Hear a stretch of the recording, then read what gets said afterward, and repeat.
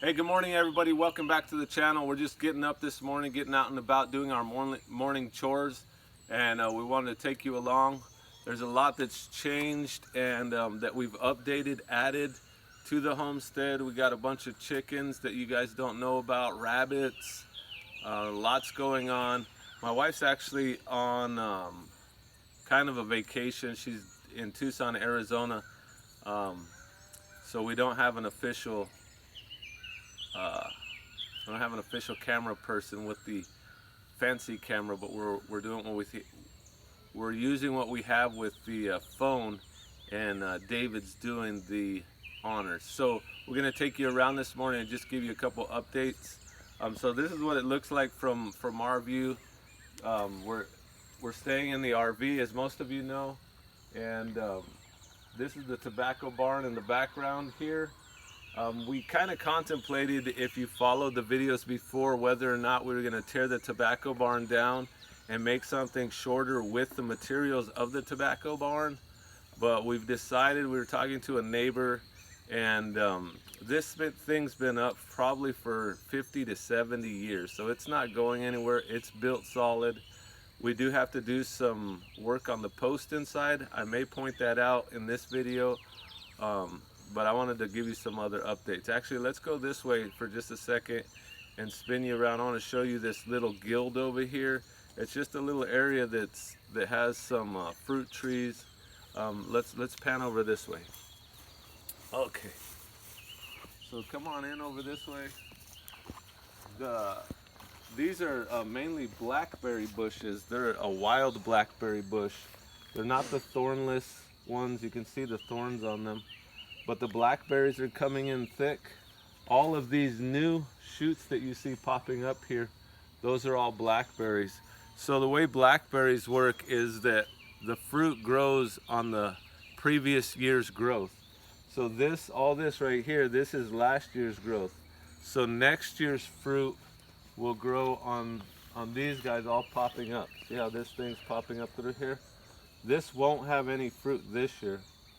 So then what we'll have to do is we'll cut this out at the end of this year, and then these guys will give the fruit the following year. So you keep going back and forth like that. And then there's a peach tree here.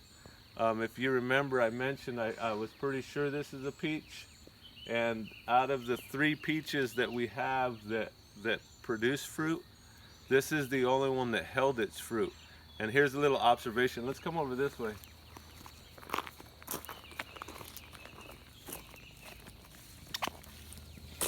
So about 3 weeks ago, I'm sorry, it's been about a month ago, we had a real cold spot. It was probably the first week of May. We hadn't got past our last frost. So this was actually our last frost.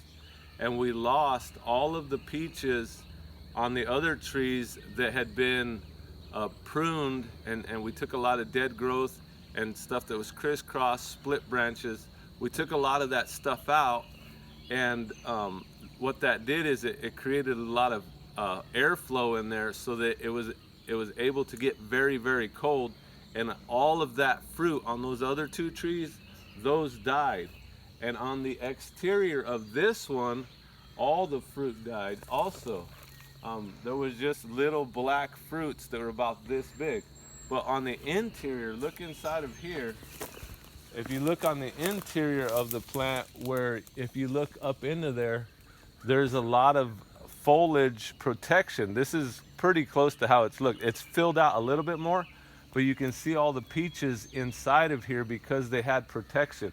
There's a little bit of a microclimate where it was able to hold enough heat to protect it, and it was able to hold on to that fruit. So you can see the peaches in here. Here, look, here's a nice one. So these peaches are coming in. So that's pretty awesome. All right, so I just wanted to show you guys that. So go ahead and step back a little bit more.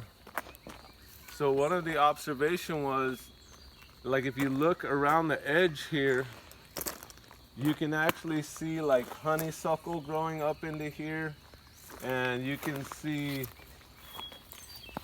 it's really kind of messy looking, and at first my thought was maybe I ought to cut out and clean this up and make it look a little more tidy. And this was back in probably April, when this was just starting to come out. But then I thought, you know what, I'm gonna wait and see what it looks like. And if I had really cut and cleaned that out, trimmed that stuff back, and made a lot more separation of this plant, all those peaches would have frozen back. So there's a takeaway from that. A lot of times it's better to wait and observe and see if it's more beneficial. So I mean, there is a balance. We're not going to let the honeysuckle overtake it. There are some points where I'll cut it back, but let's keep moving. All right, let's go this way. Yeah. All right, we got to move kind of fast because this video is going to get long.